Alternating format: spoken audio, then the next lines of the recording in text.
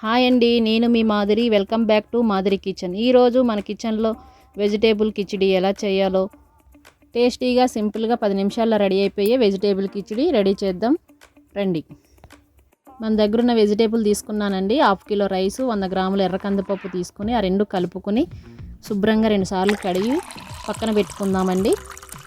తర్వాత rice cooker తీసుకొని gas వెలిగించుకొని కుక్కర్ పెట్టుకుందామండి. కుక్కర్ వేడెక్కిన తర్వాత 2 స్పూన్ల ఆయిల్ వేసుకుందామండి. ఆయిల్ వేడెక్కాక ఒక యాలక్కండి, 4 లవంగాలు, 2 చిన్న దాల్చిన చెక్క, ఒక అనాస పువ్వు అండి, టీ స్పూన్ సాజూరా, 1/2 టీ స్పూన్ జీలకర్ర, 1/2 టీ స్పూన్ ఆవాలు, 2 స్పూన్ల శనగపప్పు.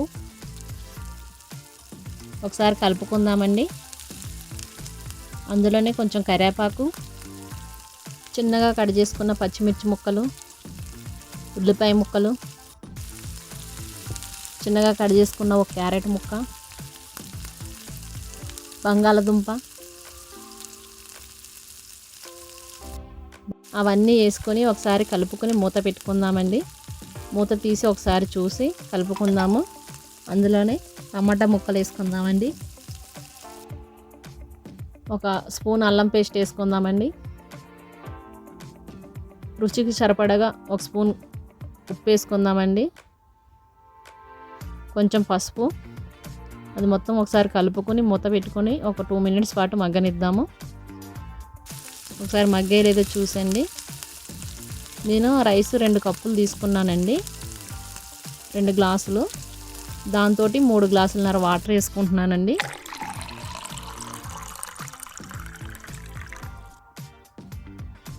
వాటర్ వేసుకొని మూత పెట్టుకొని వాటర్ని మరగనిద్దామండి.